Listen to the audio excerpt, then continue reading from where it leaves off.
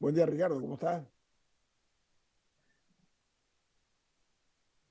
¿Cómo estás, Ricardo? No te escucho. Pon el micrófono. Buenos días, ¿cómo están? Bien, bien, buen día. Ahí estaba Buen día, tratando de Jesús. que no podía conectarme.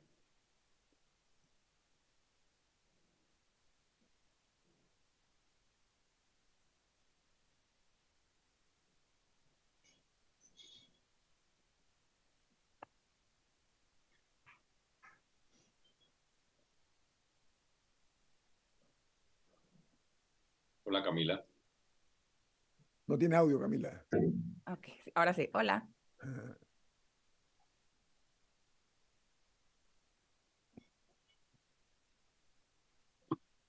Don Rubén Darío Murgas tiene usted un mensaje importante. ¿De qué se trata?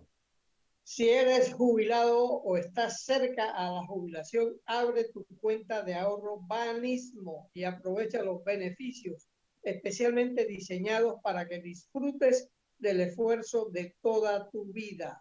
Solicítala en tu sucursal Banismo. Gracias, don Rubén. Bueno, amigos, esta mañana está con nosotros cerrando la semana el abogado Ricardo Lombana, que fue candidato presidencial por la libre postulación y que preside el movimiento Otro Camino. Don Ricardo Lombana, bienvenido a Infoanálisis. Muchas gracias, Ñito, y saludos a todo el panel de Infoanálisis, a toda la mesa y a toda la audiencia.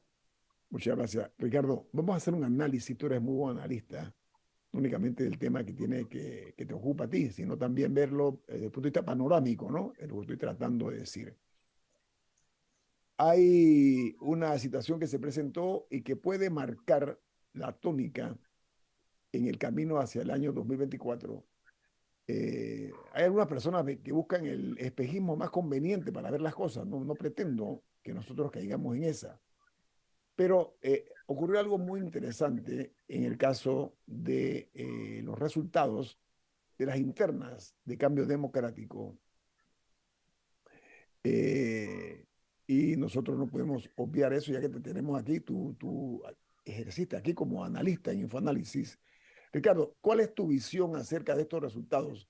¿Quién ganó y quién perdió o no hay perdedores ni hay ganadores, en tu opinión? Yo considero que ambas figuras que se estaban disputando el control de esta elección interna, ambas quedaron muy por debajo de las expectativas que habían sembrado en la ciudadanía. Tú lo dices por el 65% de abstención, ¿te refieres a Sí, eso? lo digo por dos razones. Lo digo porque había competencia, que Ujú. es siempre el elemento principal que se considera dentro de los torneos internos, y la regla es que cada vez que hay competencia por los cargos, los niveles de participación son altos. Y acá no solo hubo competencia, o sea, yo no tengo la menor duda de que hubo una interesante o una importante inyección de dinero y de plata en ambos lados de lo que se competía o de las dos facciones, y a pesar de eso, la participación estuvo un poco por encima del 30%.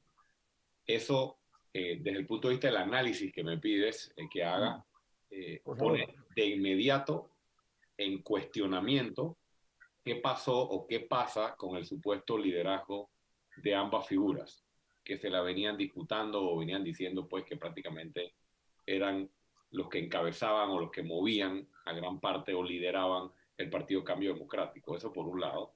Eh, Dos, creo que también la ciudadanía que es miembro de ese partido manda un mensaje, ¿no?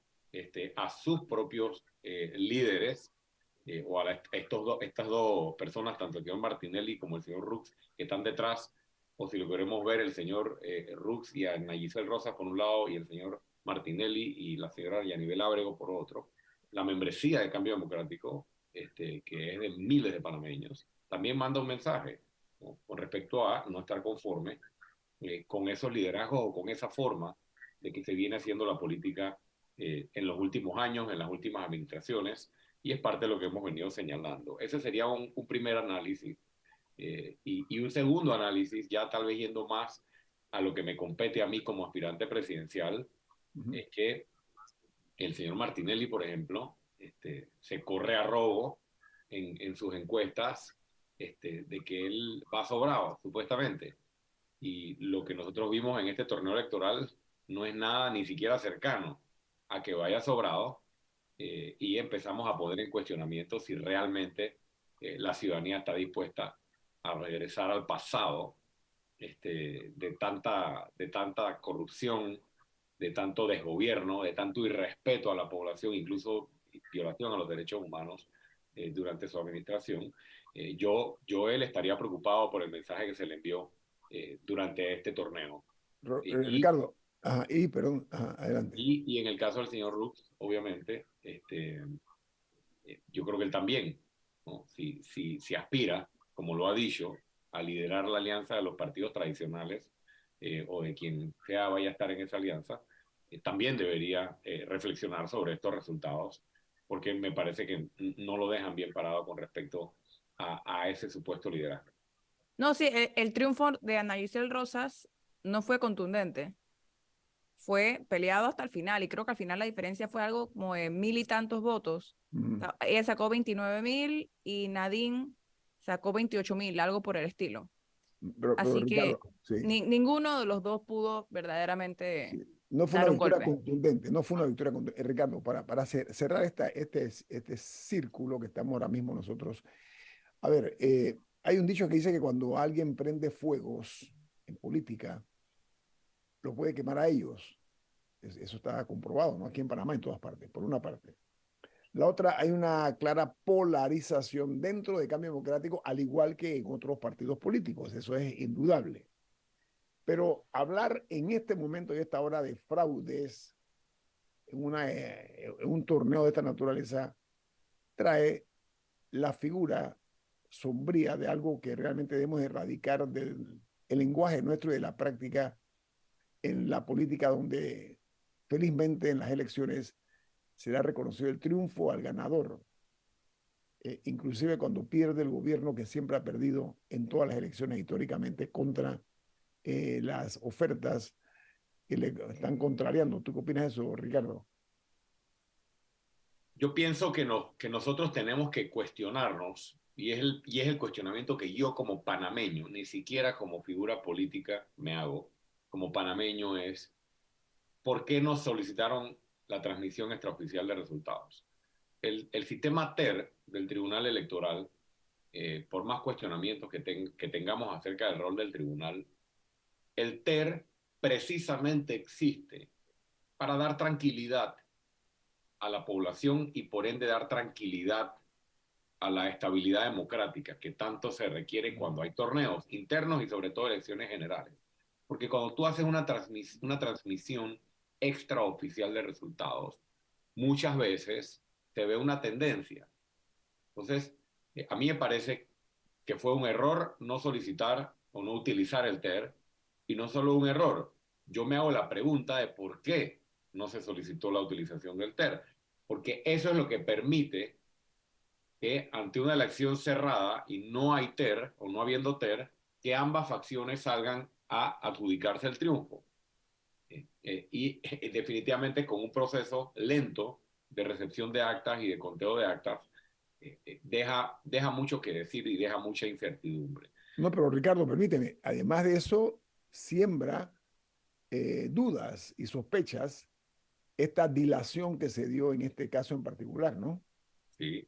Mira, yo sé, o yo por lo menos tengo información, o es la información que yo tengo, y hasta ahí puedo llegar yo, que ambos bandos, ambas campañas, tenían en su poder más del 90% de las actas o de copias de las actas a menos de 24 horas de la elección. Es decir, es decir, que ambas facciones conocían el resultado desde las primeras 24 horas. Y aún así, al no haber TER, eso le permitió todo tipo de estrategias políticas ante la opinión pública para querer enredar o manipular, y yo creo que eso no le hace bien a la democracia. Y este es un tema que debemos revisar o debe revisarse en las próximas reformas electorales para que la utilización del TER no sea opcional. Creo que debe ser obligatoria por el bien que trae para la democracia. y provocó discusiones estériles, ¿no? Sobre todo, porque es más fácil comenzar una guerra que terminarla, está comprobado. Entonces se pretendió provocar una guerra, pero finalmente pues ya se conocen los resultados tarde, pero se conocen. Lo que no puede esto es... Y seguro habrá impugnaciones ahora, pero Sí, sí, pero que no sea el presagio. Mira, ahí se combinan, como siempre, muchas artes, mañas, somos testigos del servilismo de algunos que después cuando el perdidoso resulta descarrilado se va con el otro, en fin, la falta de lealtad. Yo recuerdo cuando Ricardo Martinelli perdió el partido con Rómulo Rú, la cantidad de personas que abjuraron de Martinelli y que ahora están detrás de él, cercanos a él, empujando una posible candidatura. O sea, esa falta de lealtades, porque existen muchas facciones oportunistas, ¿no? Hombres y mujeres de lo que yo llamo conciencia blanda, que no tienen o carecen incluso de algo elemental en la vida que es la dignidad. Entonces poseen labia, poseen talento, pero no son honrados. Ricardo Lombana, vamos ahora al regreso a hablar acerca del momento o de la situación país, lo que está ocurriendo en la patria, nos preocupa a todos, ¿no? Y queremos entonces aprovechar que estás aquí con nosotros esta mañana para hacer un repaso por esta patria querida y el momento que estamos viviendo. Vamos al corte comercial. Esto es Infoanálisis, un programa para la gente inteligente. Bueno, amigos, don Rubén Murgas tiene un mensaje. Adelante. Banco Aliado, cumpliendo 30 años en el mercado, te invita a generar hasta 3% con su cuenta Más Plus. Banco Aliado, 30 años. ¿Qué quieres crear? Amigos, esta mañana está con nosotros el ex candidato presidencial Ricardo Lombana, es abogado, fue parte de esta mesa un tiempo. Ricardo, hemos hablado aquí hasta la saciedad y hasta la suciedad, diría yo, acerca de una triste realidad, cómo los políticos, algunos políticos, hipotecan su futuro. Incluso, esto lo digo, porque es harto conocido que Don Dinero, tratando de darle un tono, en cierta forma, a ese concepto, Don Dinero se impone, lamentablemente, o se ha impuesto tradicionalmente en la política panameña. Y Don Dinero, que es implacable a la hora de pasar cuentas, provoca que al aportar o al hacer aportes a las campañas, yo digo que los políticos quedan hipotecados. ¿Por qué? Porque cobran después con puestos, con contratos, bueno, con lo inimaginable para efectos de sacarle rédito a la inversión, porque lo ven como una inversión, Ricardo, y hablemos brutalmente claro. Eso provoca venalidad por parte de algunos funcionarios que no cumplen con sus funciones, producto de que están hipotecados.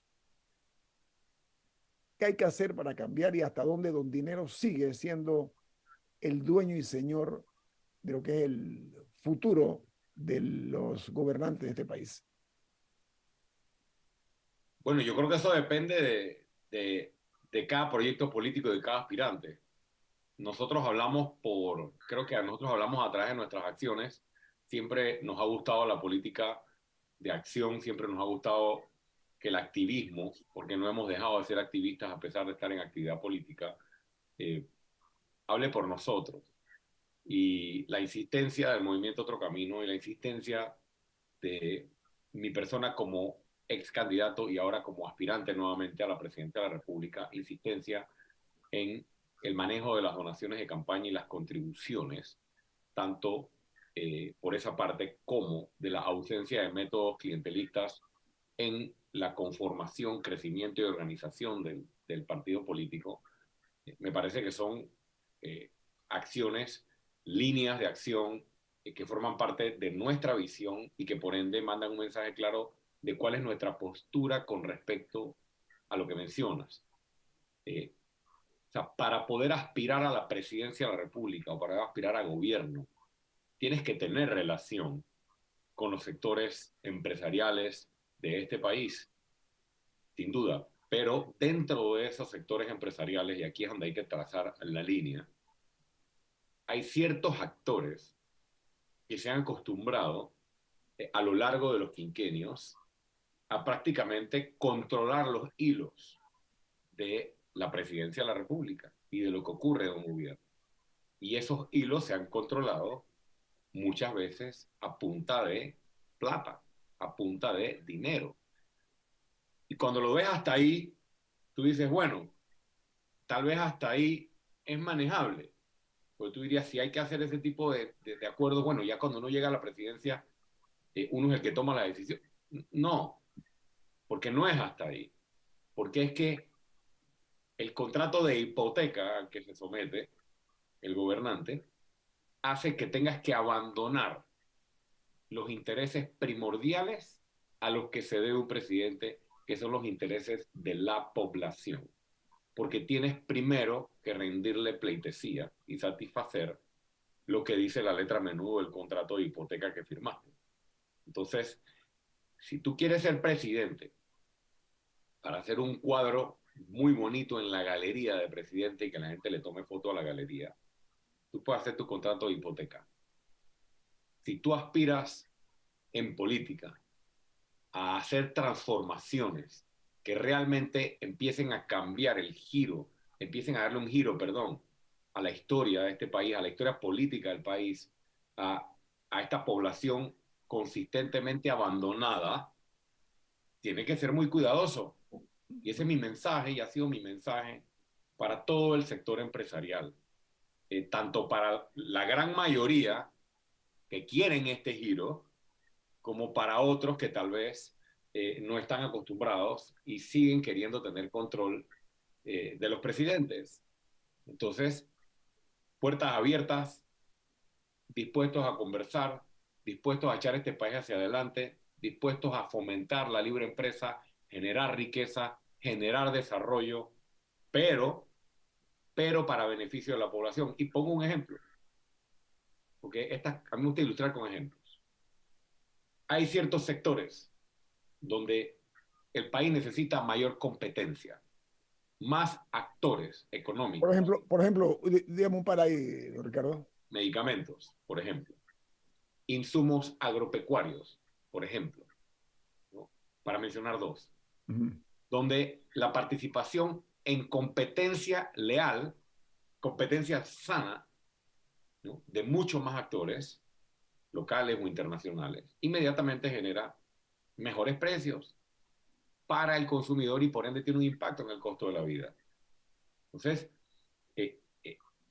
o entendemos que el país necesita tomar ciertas decisiones para beneficio de la población, o botemos la llave, sigamos alimentando la división de clases que se viene alimentando de otros que lo que promueven es la destrucción de la libre empresa, ¿no? Y le achacan a los empresarios la culpa de todo cuando no es así. La gran mayoría de empresarios de este país son gente trabajadora, gente que genera empleo, gente que quiere ver su país crecer. Pero también tenemos a ciertos actores que no quieren que la fiesta se les acabe. El status quo, ¿no? El status quo. El status quo. Y nosotros no estamos en este juego para someternos a un contrato de hipoteca. Ricardo, una pregunta.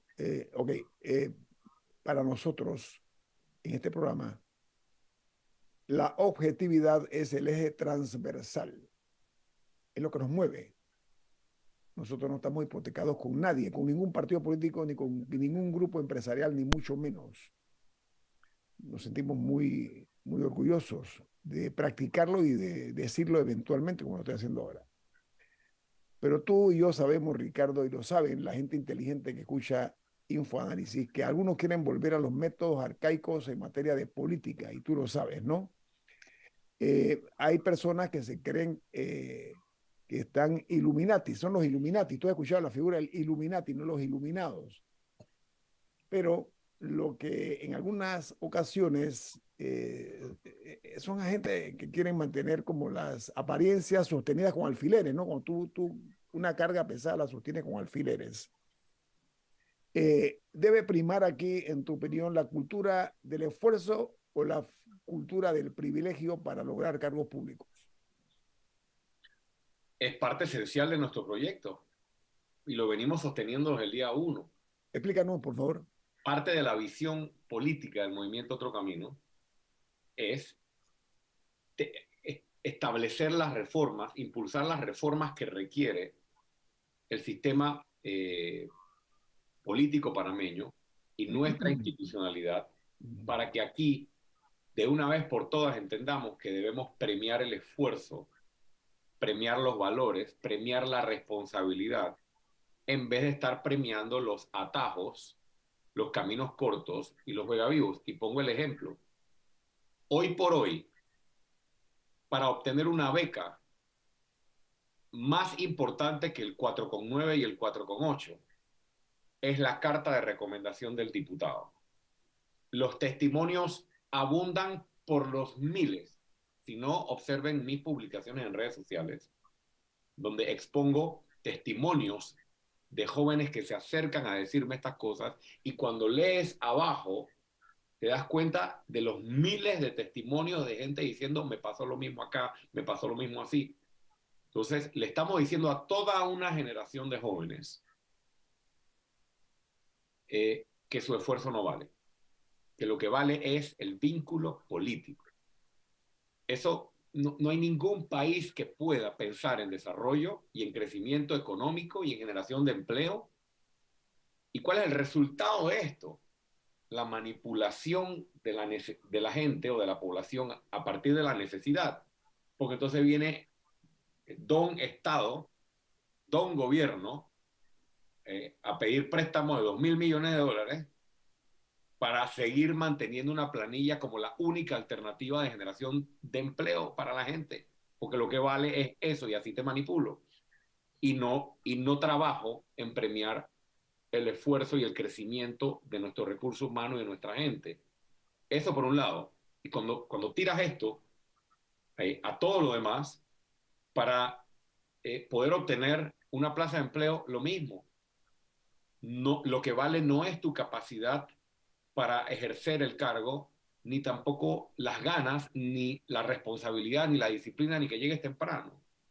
Vale el vínculo político, si eres delegado, si eres convencional o si ayudaste en la campaña. Ricardo. Si quieres tener una libreta de lotería, no vale que cumplas con los requisitos.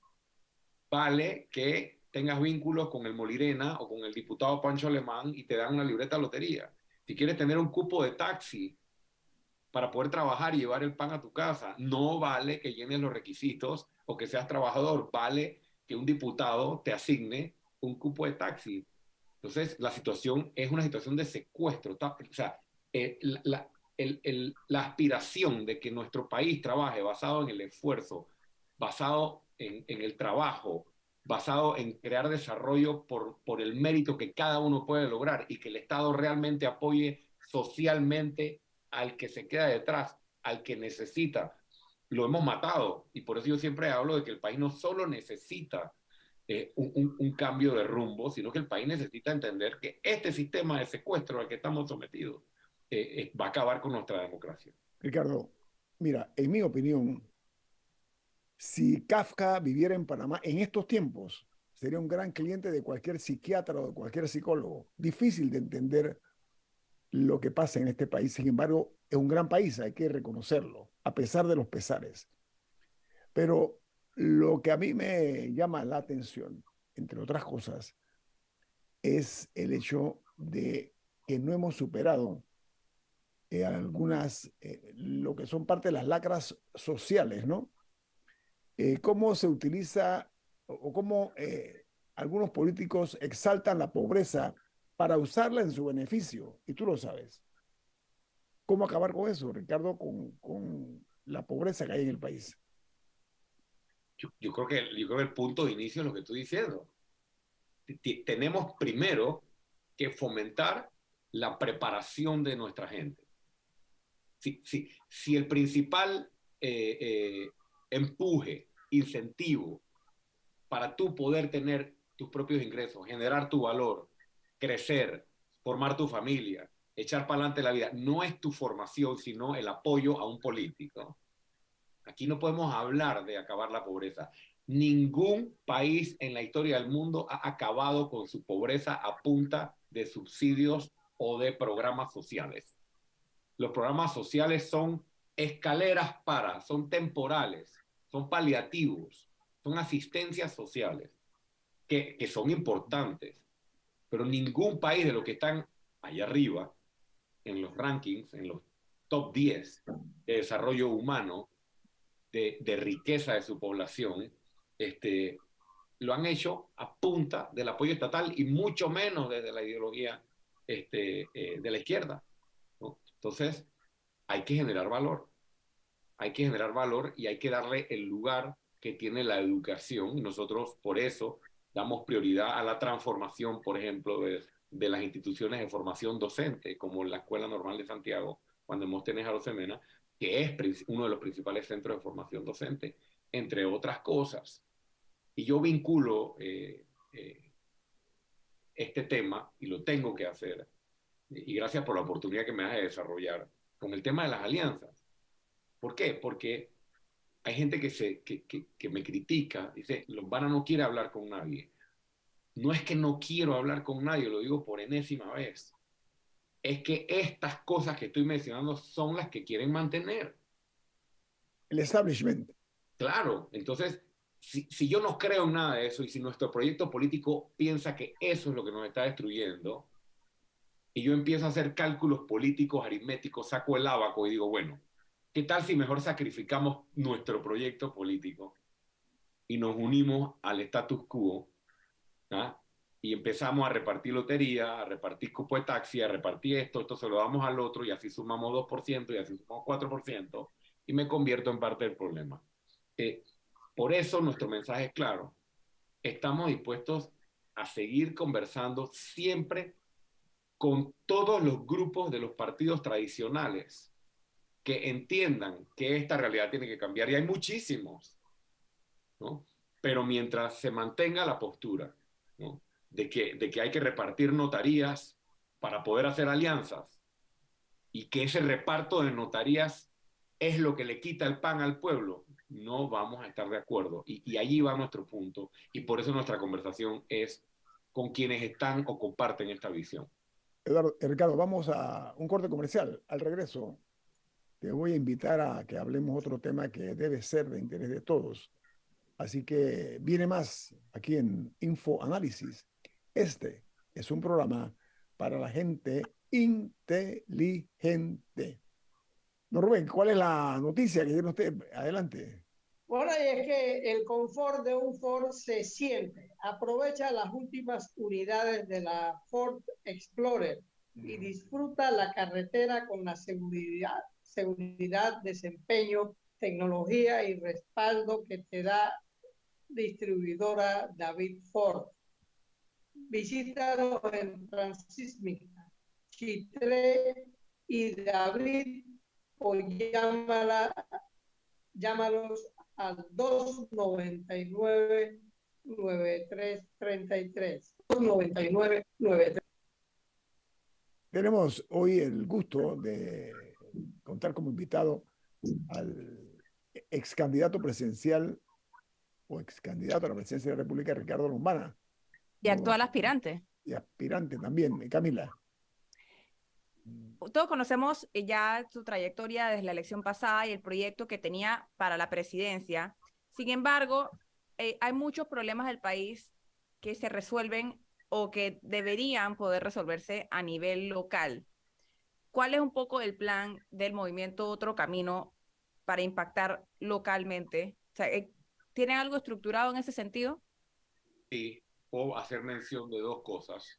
En primer lugar, nosotros hemos integrado al movimiento Otro Camino a un grupo de profesionales que viene directamente de la UNPYME, de la Unión Nacional de la Micro y Pequeña Empresa.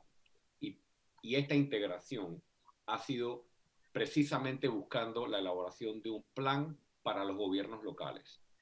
¿Y cuál es ese plan? Es el impulsar desde los gobiernos locales sean ganados por otro camino o por grupos representados por nosotros o no, impulsar la micro y pequeña empresa a nivel local y no centralizado como lo hace o se ha hecho hasta ahora a través de la AMPYME, ¿no? Esto tiene varias etapas. Una de esas etapas que las estamos conversando desde ya y que forma parte de lo que estamos preparando en nuestra escuela de formación, cuando ya se definan los candidatos van a pasar por varios módulos de formación. Entonces, nuestros candidatos a alcalde, por ejemplo, y a representante de corregimiento, se les va a capacitar tanto en el recurso humano que se va a requerir en los gobiernos locales para el impulso de esta política pública en particular que tiene que ver con la micro y pequeña empresa. Se les está compartiendo data, por ejemplo, de cuántos micro y pequeños empresarios existen en cada uno de los municipios, qué tipo de potencialidades hay en las cadenas de valor, tanto en el tema turismo como en el tema agro, dependiendo del municipio que sea, para enfocar los esfuerzos del desarrollo del impulso de la micro y pequeña empresa a nivel de gobiernos locales. Y hemos ido un poquito más allá, Camila, porque ya le hemos presentado este proyecto a instituciones financieras, como el BID, por ejemplo, que ven con muy buenos ojos el financiamiento y el apoyo de este tipo de proyectos. Y lo segundo que te podría mencionar es que para hacer cosas como estas o similares, necesitamos retomar el concepto original de la ley de centralización. La ley de centralización o el proyecto de descentralización se desnaturalizó, se deformó con la pandemia, porque durante la pandemia se introdujeron modificaciones para permitir que los fondos producto de la descentralización prácticamente se les utilizara para nombramientos.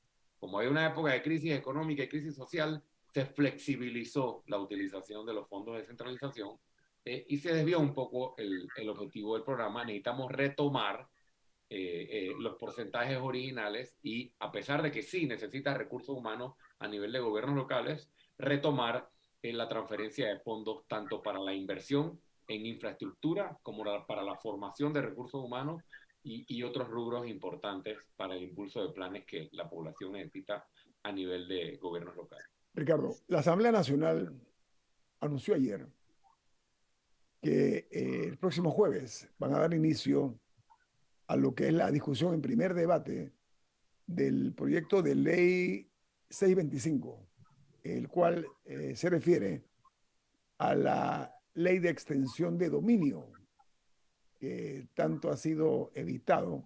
Bueno, ya se dio ese anuncio. ¿Qué te parece a ti esa posibilidad de que se llegue a materializar una ley de extensión de dominio? Porque el propósito es el tema de los bienes ilícitos, ¿no? Bienes mal adquiridos.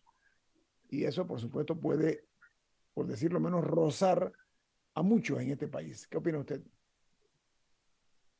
Creo, y me corrigen si me equivoco, que este tema tuvimos la oportunidad de tratarlo tal vez hace un par de meses en este programa. Sí, lo hicimos, pero ahora cambia porque hasta ese momento siempre habían estado evadiendo el que se llevara a una discusión más seria. Ahora, con este anuncio, me parece que cambia la dinámica sobre el tema de la ley de extensión de dominio.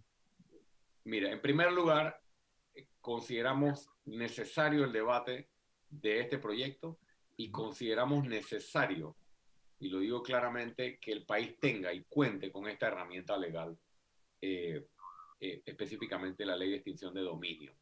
Ha demostrado en otras latitudes ser una herramienta importante en la lucha contra el crimen organizado, blanqueo de capitales y otros delitos u otras organizaciones criminales. Enriquecimiento ilícito también. Es decir, no es algo que estamos inventando. Pero yo agrego a esto siempre una postura que hemos mantenido desde el día 1, y es que el problema de Panamá o el problema de crimen organizado que tenemos no lo arreglamos solamente a punta de leyes, porque podemos tener todas las leyes del mundo si no tenemos instituciones judiciales encargadas de cumplir, comprometidas con cumplir las leyes y hacerlas cumplir al que se las pase por donde quiera. podemos seguir teniendo todas las leyes y te voy a poner, siempre pongo ejemplos.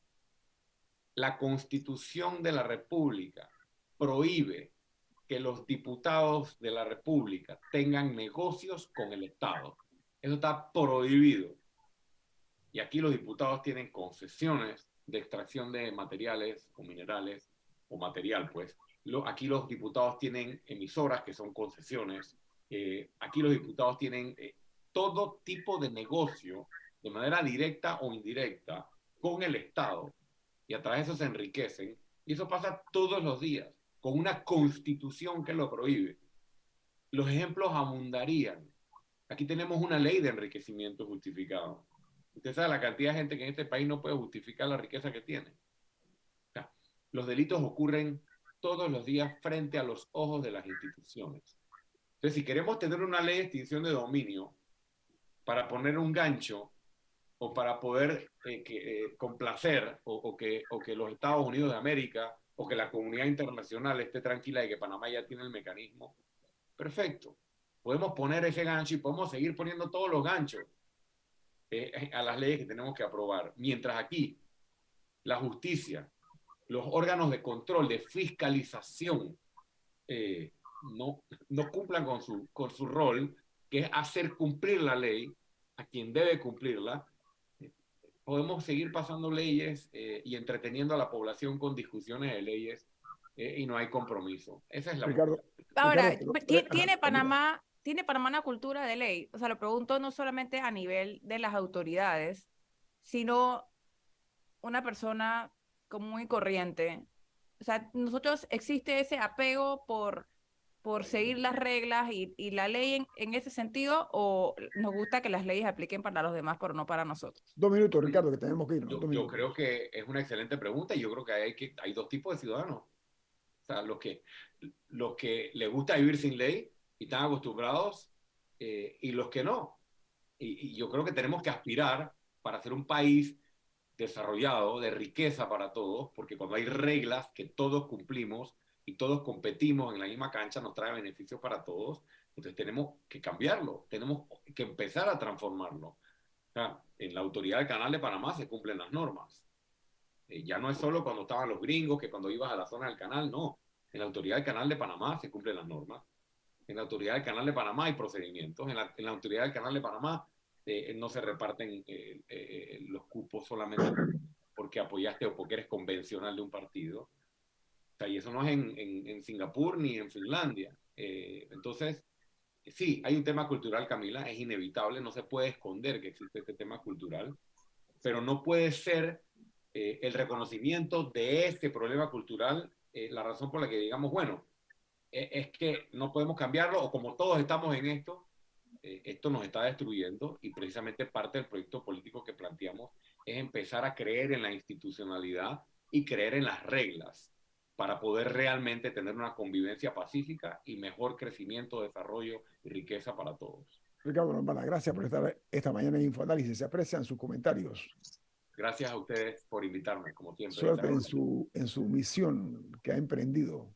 Que tenga buen día, Ricardo.